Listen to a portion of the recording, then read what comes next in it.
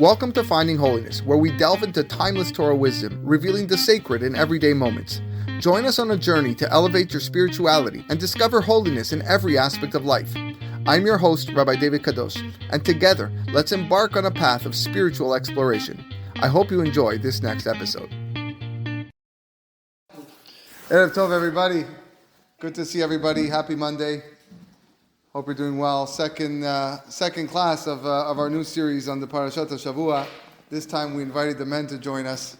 The men are excited to be here. We have a good crowd, and we welcome everybody listening live and on the internet as well, on the podcast. Lots of great Torah over there. Not just my podcast. The truth is, there's just Torah everywhere.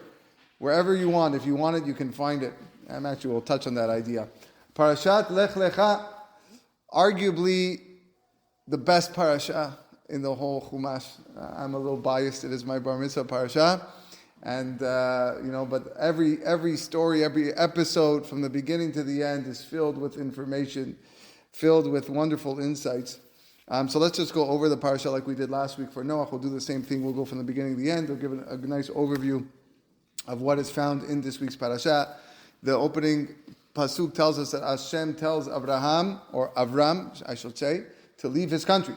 Lech Lecha, leave his birthplace, to the land that he's going to show them, and he's going to bless him. And that land, of course, is Eretz Canaan, which is going to be the future land of Israel. Avram and his family arrive in Eretz Canaan. They arrive in Eretz Israel. Hashem promises Avram that Israel is going to belong not just to him, not just to his children, but even to many, many descendants forever. But it doesn't start off so good. There's a hunger in Israel. So Avram has to go down to Mitzrayim, to Egypt, where there's food available. Paro, king of Egypt, kidnaps Sarai and plans to marry her. That's what he wanted to do. Avram already had informed Sarai that when we get to Egypt, to make sure that you don't let him know that I'm your husband, because otherwise I'm dead, and they're going to just take you. Tell him I'm your brother. Hashem stops Paro, punishes him. Sarai goes free, and she and Avram leave Egypt with a lot of wealth, and that was given to them by Paro. Lot was Avram's nephew. He had been living and traveling with Avram and Sarai. Now Lot and Avram there's a little discord between the two of them, and they agree to part ways, where Lot ends up going to Sodom, the evil city. Hashem tells Avram at that moment that he's going to have lots of descendants. They're going to be as many as the grains of sand on the earth. Hashem promises to give Eretz Yisrael again to Avram's descendants. Then there's a war between 4 kings against 5 kings. The 4 kings win, and they capture Lot. Avram hears that Lot is a prisoner, so he goes and defeats the 4 kings and saves Lot. Hashem promises Avram again that his descendants are going to be this time like the stars in heaven. Hashem tells Avram that his descendants are going to go to exile. This is the famous Brit Ben Abetarim, exile for 400 years, which is Egypt. It's going to turn out to be Egypt. But in the end, Hashem is going to save them. Sarai has no children. She can't bear children. So she asks Avram to marry her maidservant Hagar, so that they will have children. Avram listens to Sarai, marries Hagar. When Avram is 86 years old, Hagar has a child, and Avram names the baby Ishmael. When Avram is 99 years old, Hashem changes his name to Avraham and changes Sarai's name to Sarah. He then gives Avraham the mitzvah of Brit Milah. And he also circumcises Ishmael at the age of 13 years old. And that concludes Parashat Lech Lecha in a nutshell. Have a great night, everybody. No, I'm just kidding. Okay. All right. So, what are we going to talk about today? I don't want to stray far from the opening pasuk of the parasha, but we'll start with like this. You've heard of the concept of Ma'aseh Avot Siman Labanim. This is a concept that was introduced to us by the Ramban in Sefer Bereshit, where he explains that every mikre, every occurrence, happenstance, episode that was to take place to our Avot HaKadoshim, Abraham, Yitzchak, and Yaakov, are signs, are simanim for what is going to happen in the future to their children, to their descendants, to all of us here. And really, there have been many attempts by our commentators to go through these stories of Bereshit and to find the connection, to see how indeed it does affect everyone and how every little story serves its purpose for us to gain lessons from it. And that's every single story in Sefer Bereshit. Avram is 3 years old when he recognized that Hashem is Hashem Elokeinu, Hashem Echad. He fought his father. He destroyed his father's idols. He fought Nimrod. He was thrown in the Kivshan Ha'esh. He was thrown in the fiery furnace in Ur Kasdim. And he fought with his neighbors. He fought with his family. Everybody thought he was crazy, already from such a young age, and to the point where he now is commanded at 75 years old to leave the city Haran where he grew up. We don't know what happened in between. We have no idea. The Torah doesn't tell us. You might find some stories in the Midrash, of course, a famous story where Abraham is smashing all the idols, but the Torah basically, he's born in last week's parasha, and then all of a sudden he's 75 years old, pick up and go leave Haran. What is happening in between? Why is it not mentioned? And where are these stories? The truth is that this parasha, the answer is because the main lesson to learn from Abraham Avinu, as we're going to see, is the opening of the week's parasha. Because this parasha is what initiates Am Yehudi, the Jewish nation. Really, the world, the population of the world is Bnei Adam or Bnei Noach. Adam was the first person on earth, so we are all Bnei Adam. That's why, in fact, modern day language, we call people Bnei Adam. People, that's how we say people. But the nations of the world are referred to as Bnei Noach, the children of Noah. And that's why there are 7 Noahide laws that all the nations of the world have to keep. But that's for the other nations. The Jewish nation, Am Yehudi, are people that stem from Abraham, children from Abraham Avinu. When did this begin? It began with the commandment of Lech Lecha. Vayomer Hashem el Abraham, Lech Lecha me'artzecha u'mimolatecha. Says Rav Samson Raphael Hirsch that this pasuk of Lech Lecha me'artzecha, this is Ma'aseh Avot Siman Labanim. It is, in fact, it's the entrance visa, he writes. It's the entrance visa to join the nation. Without this pasuk, as we're going to see, you can't really feel a part of Avram. You can't feel a part of who he was and what he did and how he was the father of the Jewish nation and how we can belong to the Jewish nation. So there's lots of lessons of course, in the parasha and definitely in Abraham's life and this week's parasha and next week's parasha and a little bit in the one afterwards.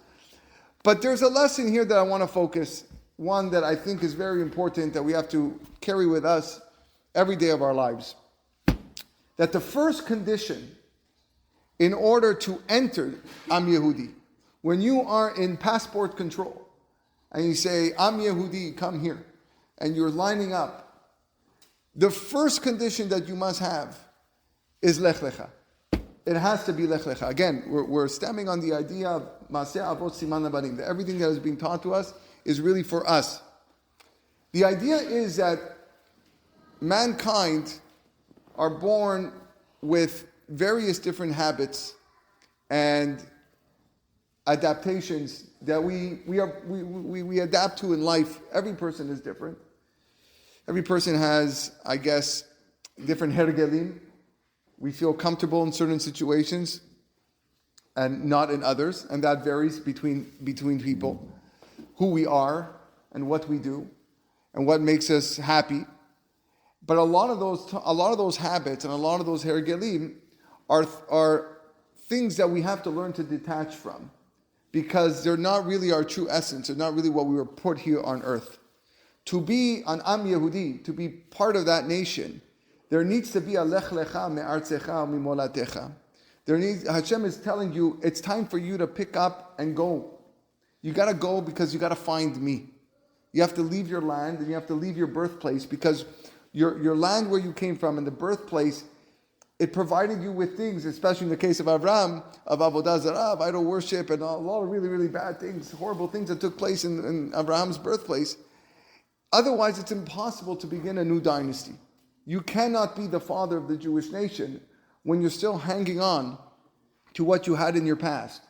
So although Abraham discovered Hashem at the age of 3, but it wasn't until 75. Okay, some say it was 48. There's even machlok in the Chachamim what it was, but it wasn't really till that age where Hashem finally realized now he can lead, now he can be the role model for the future Jewish people. Now he can begin this new dynasty.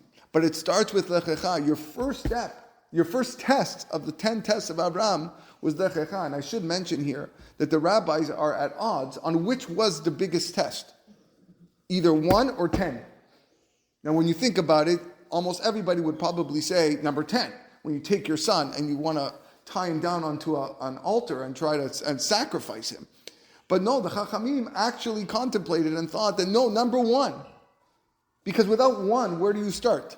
Without the realizing the importance of detaching yourself from everything you came from, being that it was not good, then how can you begin your new life? But Abraham would probably be thinking, how do I do so? This is not easy. Everybody here is, I would call them middle-aged people. We're in the middle age of our lives, I guess. Abraham was 75 years old. For most people, that is towards the end. Now, he did live to 175, so he had another 100 years to go. Okay, but that was, again, an exception compared to today's day and age.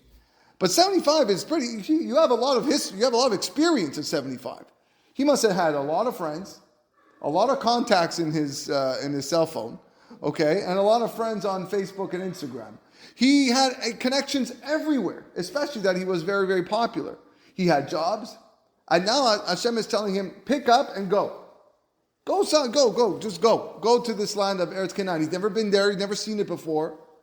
And that's where you're going to dwell, that's where your children are going to be.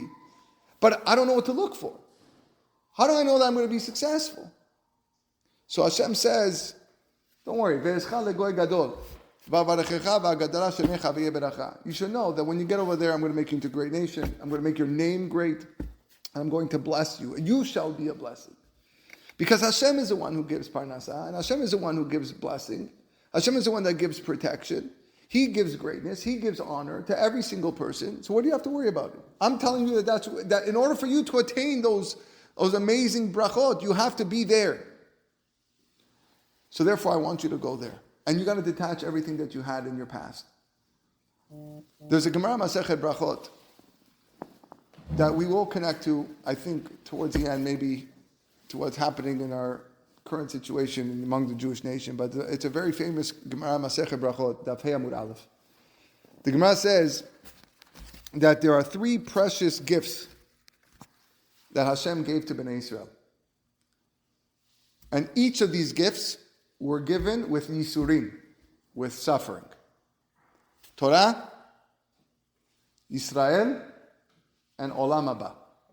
Torah, Israel, Olam Haba. 3 precious gifts that the Jewish people have, but each of them were given with suffering.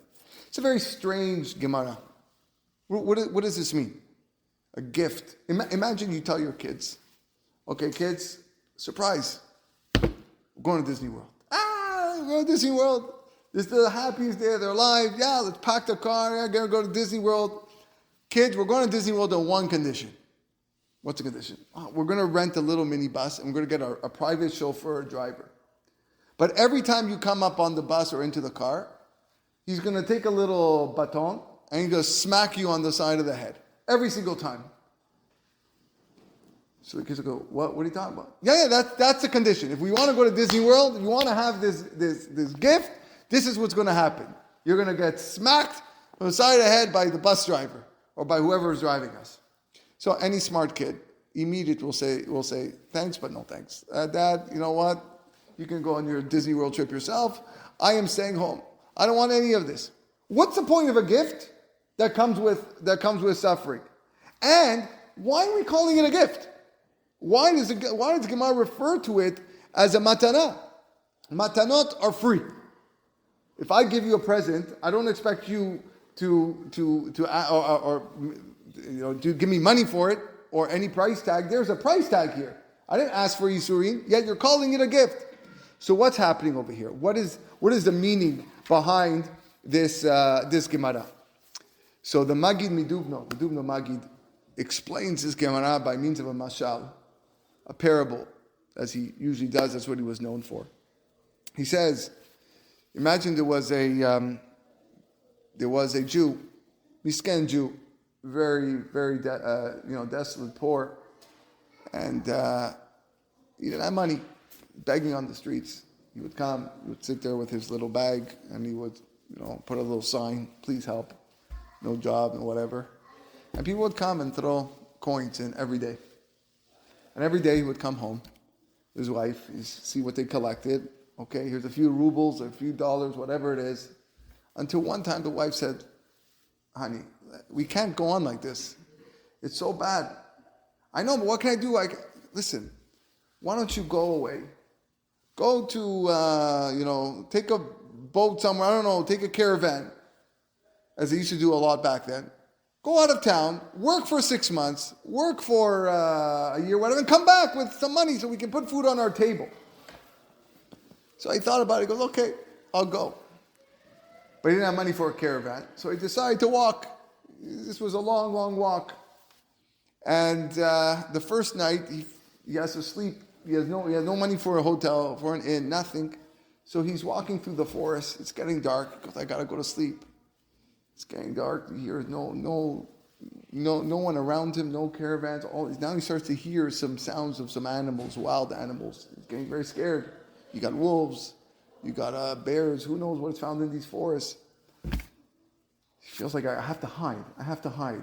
He sees a little rock, big stone, whatever, and he pushes it aside to hide behind the rock. And then when he pushes the rock, he realizes there's a little cave behind the rock. He goes, oh, perfect, this is amazing.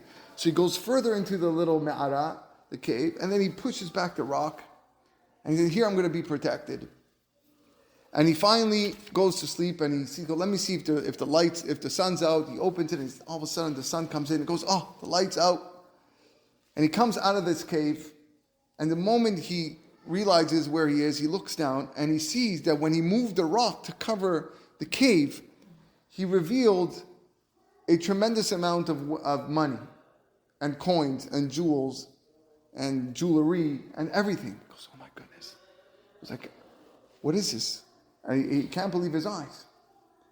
And he said, this is for sure, somebody must have robbed a bank of something, and they're stashing it here. And they're going to come back and get it. And if I don't get out of here fast, they're going to think that I took that, they might kill me. So he contemplates to leave. And then he stops. He says, wait a second. This money's here. I'm on my way to a foreign town to go make money. Maybe this money, I can take this money to be, this will support me and my family. But then he stops and he thinks, but where am I going to put it? I'm holding my knapsack, my suitcase. Where am I going to put it? Where am I going to put the money? He says, I have an idea. So he opens up with the zipper of his suitcase, not too much. And he compresses all the things in his suitcase. Like pushes it all the way in, as much as he can. And as he pushes all of his clothing, he's slowly putting in some few dollars, a few bills, maybe a piece of jewelry over here. And he finally closes it tight. And he says, I got something. I got a little bit. And what would you call this guy? Call this guy a fool. What's wrong with you? You're a shoteh. You know how much money you have in front of you? You realize you can't find any room for the money because of your clothing, your suitcase. With this amount of money, you can buy a whole store.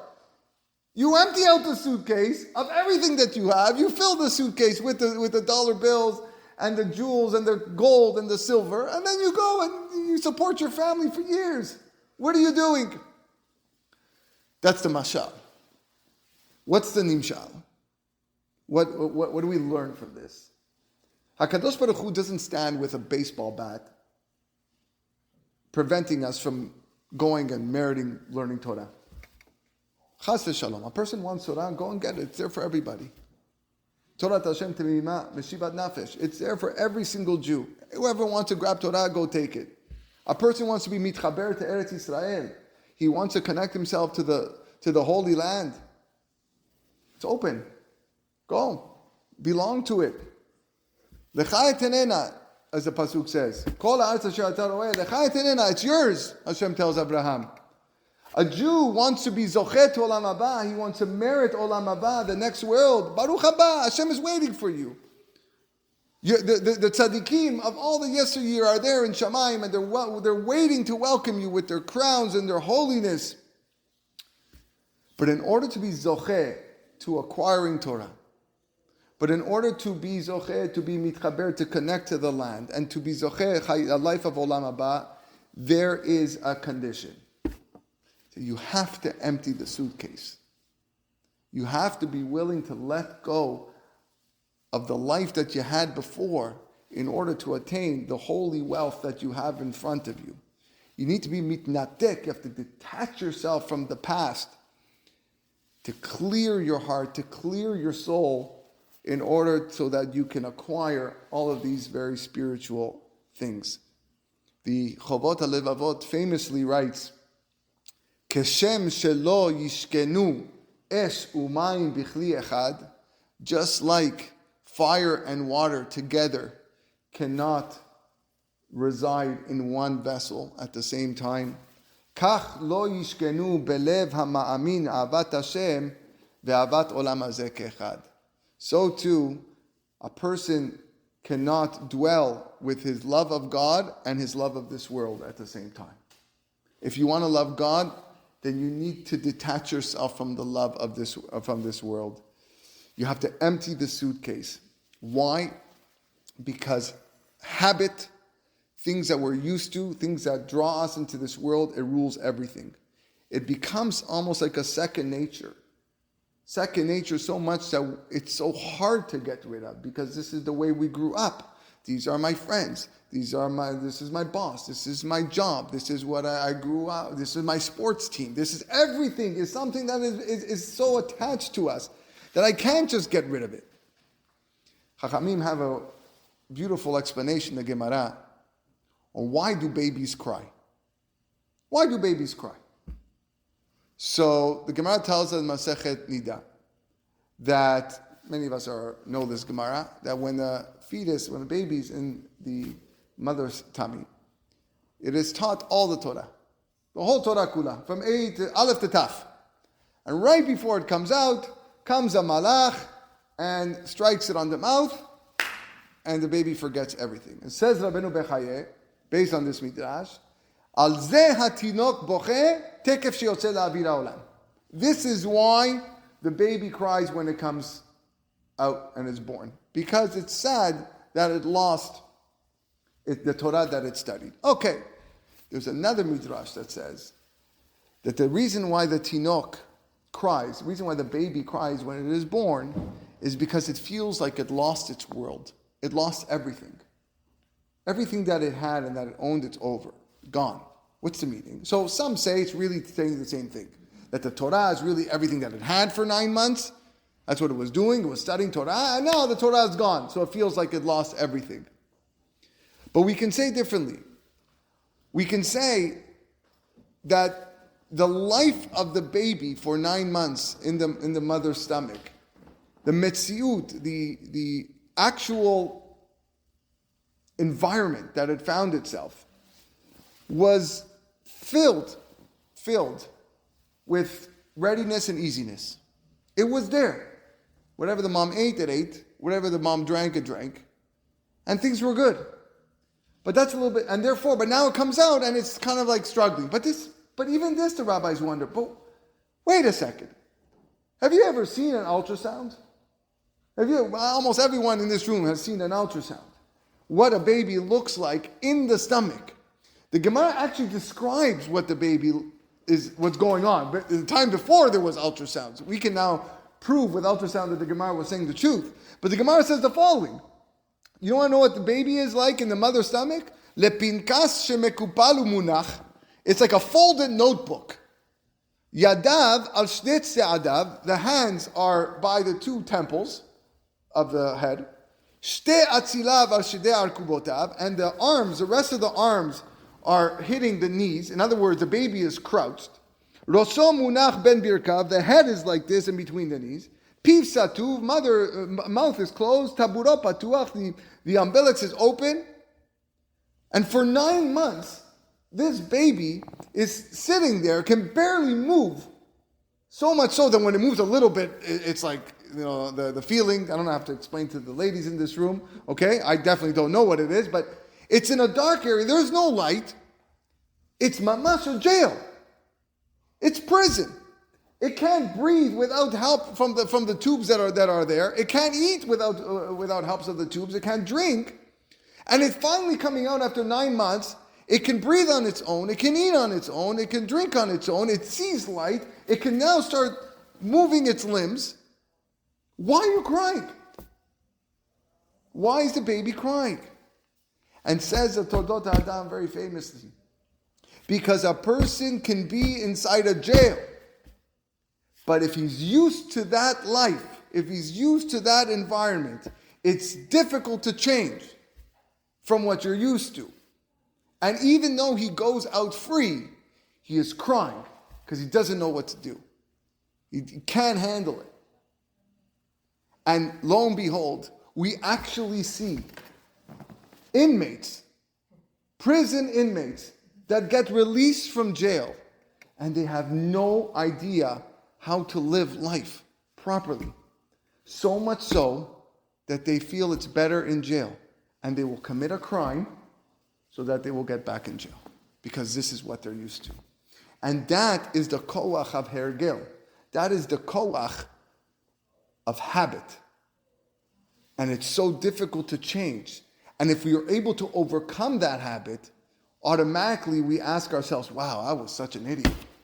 What was I doing all these years? Why was I behaving like that? Because it's only then that you realize how hard it was. But you did it. That's the power of habit. Same thing with death. We talked about birth. The same thing with death. Death is one of the scariest moments. Ask any human being what scares you the most. A lot of people will tell you that when you die, because you don't know what's going to be. But why? Why are we scared of death? At first glance, you might say, I'm scared of death because I like life. I like what I have. I have friends, I have family, I have a nice home, I have a nice car, my job is good, I like food or whatever it is. And therefore, I kind of like it over here. I'm okay.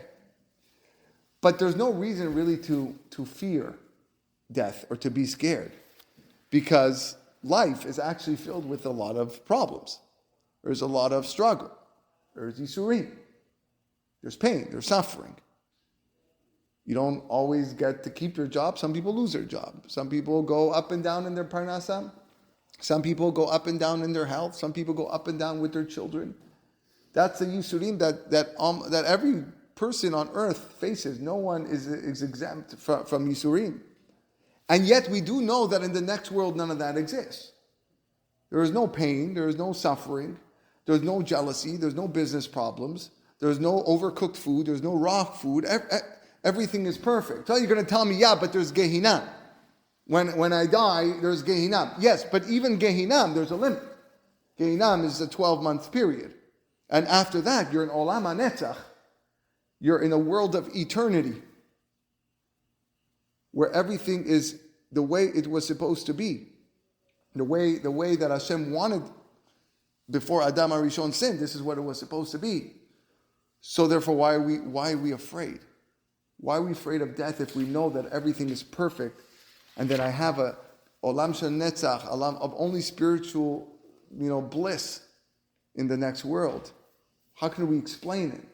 The answer is really the same answer. It's koach hahergel. It's the power of habit. The fact that we are used to this world with all its difficulties and with all its sufferings and with all the troubles that I go through, and I'm cool with it because this is how I grew up. I expect, and every so often, someone's going to say something going to make me upset. I expect that every so often, my parnasa is going to have a little shake, or I'm going to get the flu, because I'm used to it.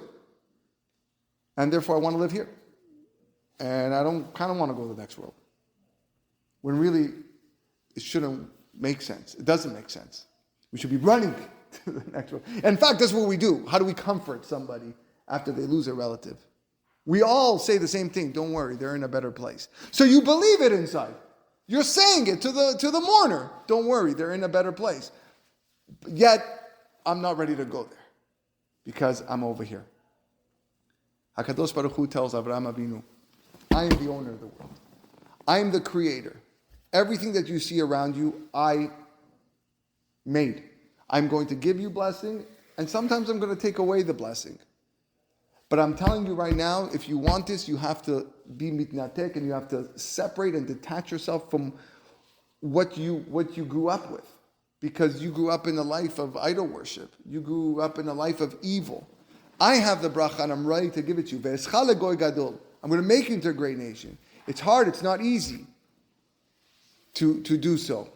And this was Adam Harishon's first test. And again, according to many rabbis, this was the biggest test, because you can't start otherwise. And how do we perform this test? We have. Number one, you're coming to this class. Any Jewish set of parents that made the decision to send their child to Jewish school, to receive a Jewish education, or send them off to yeshiva or to a seminary, you are performing Lech Lecha me'artecha u'mimolatecha. You realize firsthand that no, Jewish education is the way to go, not idolatry education.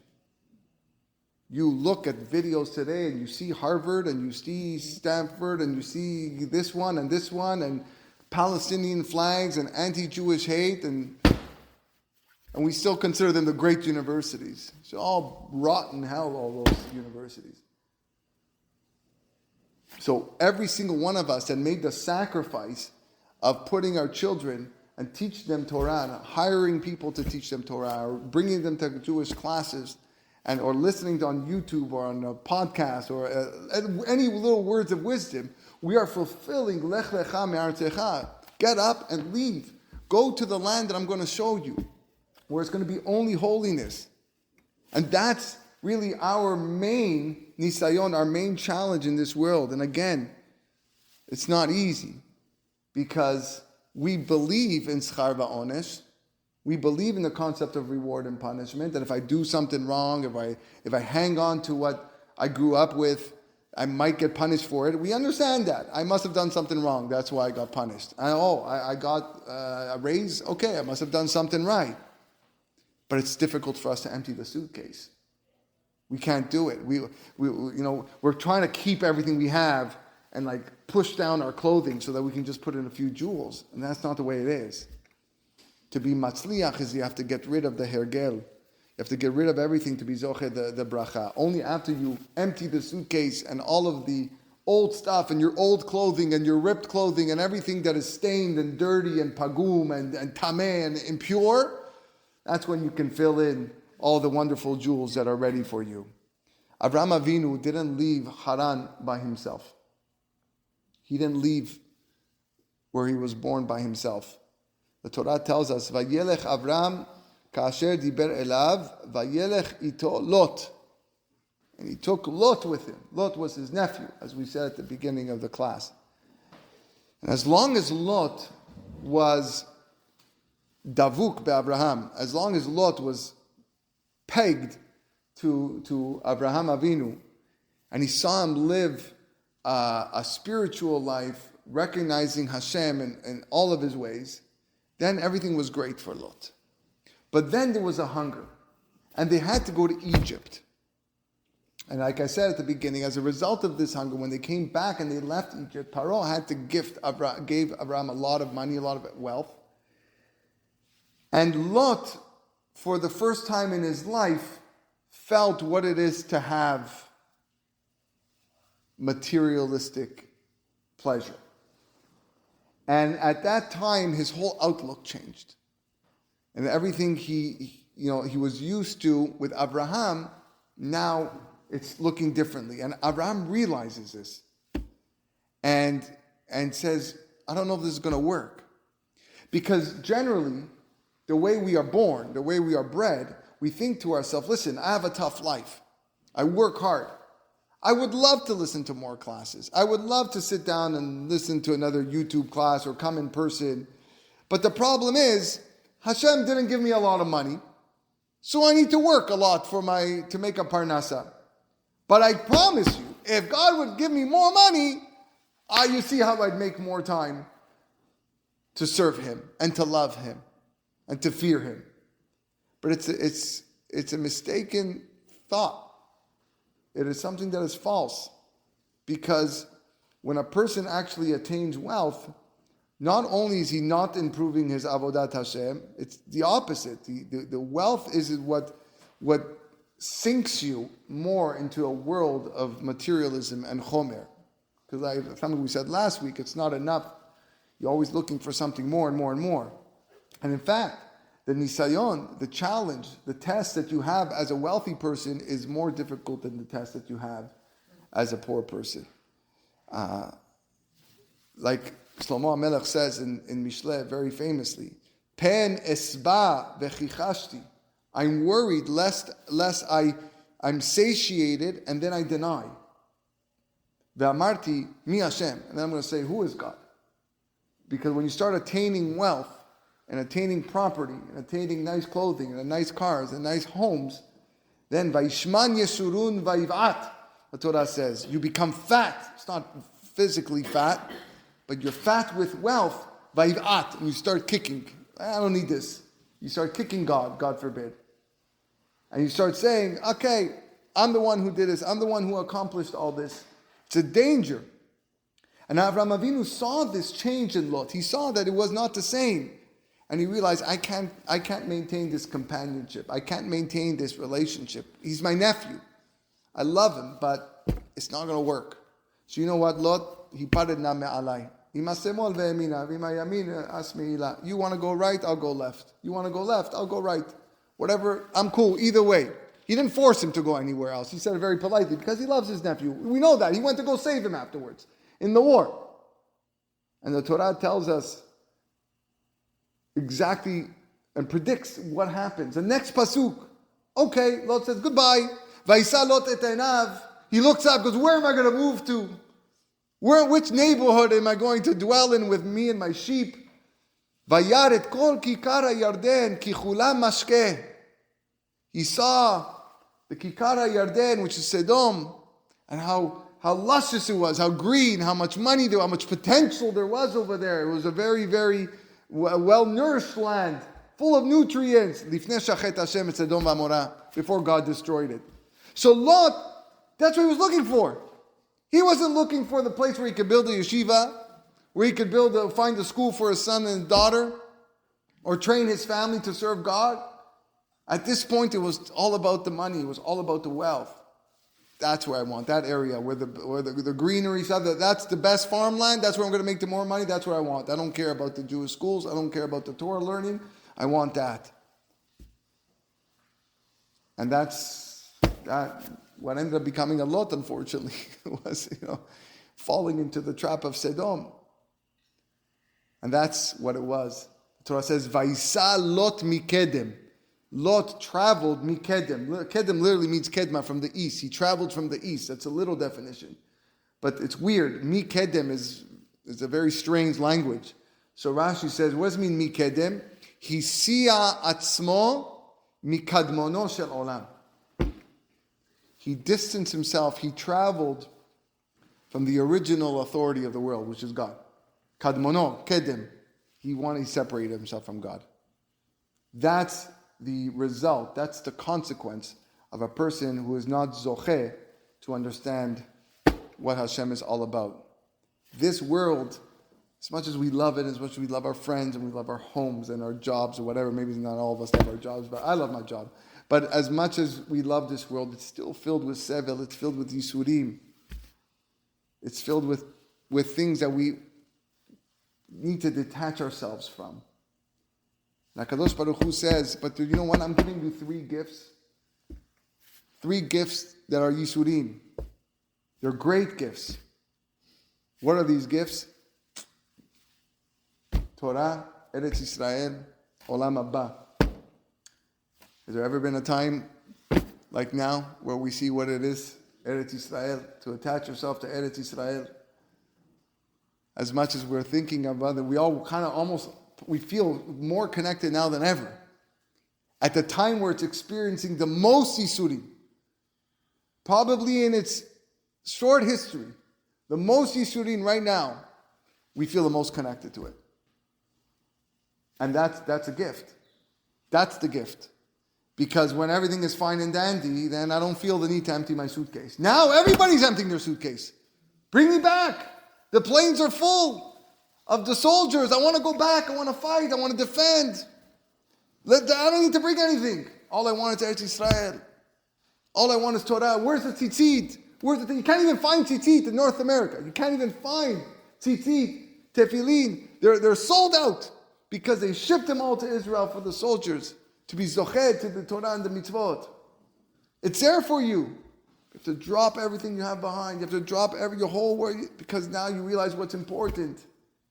Olam haba, the mitzvot. Rabotai, this is the first test of Avraham Avinu. Tzeh ulmad. Go and learn what Avraham Avinu did. HaKadosh Baruch Hu commanded him. Lech Lecha me'artzecha. It's on us. It's our responsibility to find the wherewithal, find the will to say, I'm gone.